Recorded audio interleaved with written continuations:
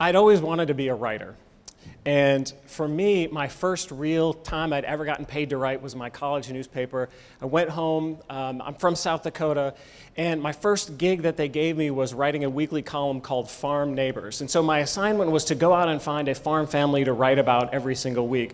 Now, while they gave me the gig, what they did not give me was a list of contacts. And what I found out quickly was that I could not cold call farmers. That doesn't actually work. And so I found myself staring down roads like this. And I knew that because there was going to be a group of trees there was probably going to be a farm right behind it because it's South Dakota. And you're probably not going to find a lot of trees any other way. And so what I find myself having to do is to knock on a door and to convince somebody that they had a story to tell, and that if we just sat down long enough, we were going to find and discover that story. And that's a lesson that I've taken with me throughout my career, especially when you get into worlds like marketing and branding. It's so easy to get into a mindset of how do we tell a story about products, but it's ultimately going to be about people. And so these are tools that we continue to use today, is how do we bring elements of storytelling anytime we need to turn a simple fact into a powerful story.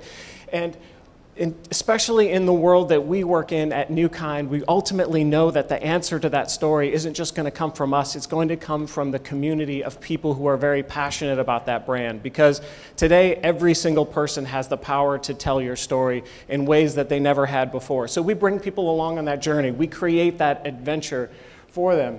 And part of the answer to that question is it comes from being able to go on that discovery together. And ultimately, when we think about what a brand story is, it is a discovery. It is that sense of adventure that we bring people along. And so we have to ask those same questions that I found myself having to ask when I was standing on those doorsteps. It's really simply like, who are you?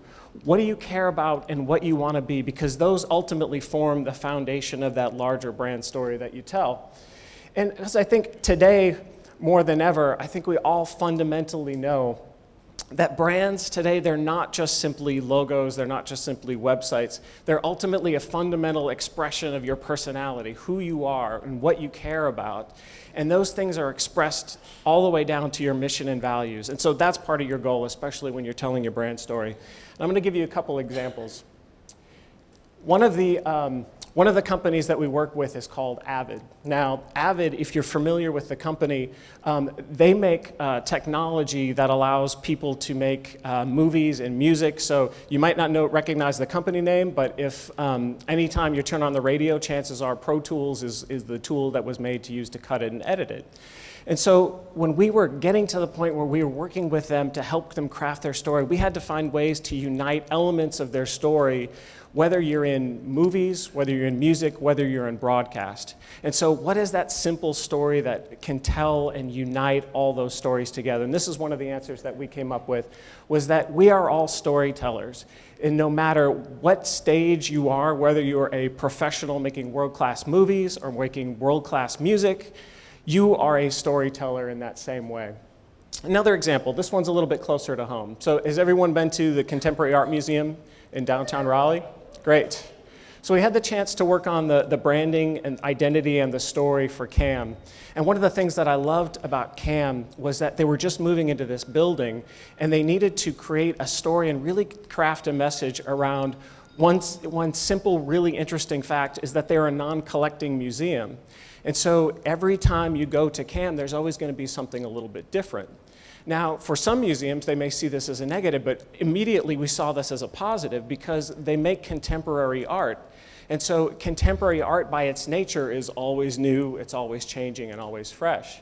And so in the process of working with the stakeholders at CAM, one of the individuals had made a discovery that this building that they were moving into in the warehouse district, its original life when it was built in the late 1800s, it was designed to be a cold storage facility. It was designed to hold fresh food for just a short amount of time, so goods were always moving in and out in a constant state of activity. And so that became a really compelling story for us to tell. It gave us the chance that every time somebody walks into CAM, they can see this building and see its former life, and it became a really cool way to tie all of that together. And so the last piece of advice that I would give to everyone is to go and seek out your stories. And sometimes you're going to have to stand at the end of long roads, just like that one. Sometimes you're going to have to knock on some doors, and sometimes you're going to have to be a little naive and ask some really broad and sometimes even dumb questions, but get to the heart of that story, and get to the heart of that story for yourself. Because ultimately that story that you tell, it's going to be more than just about making money, because making money is important as companies, but ultimately it's about your mission. And it's more than just about what the company can do and being the leading provider, but it's about the cause you believe in most. And last, it's more than about what just the products can do, it's about what people can do with them, because ultimately they're going to be the heroes in your story. Thank you very much.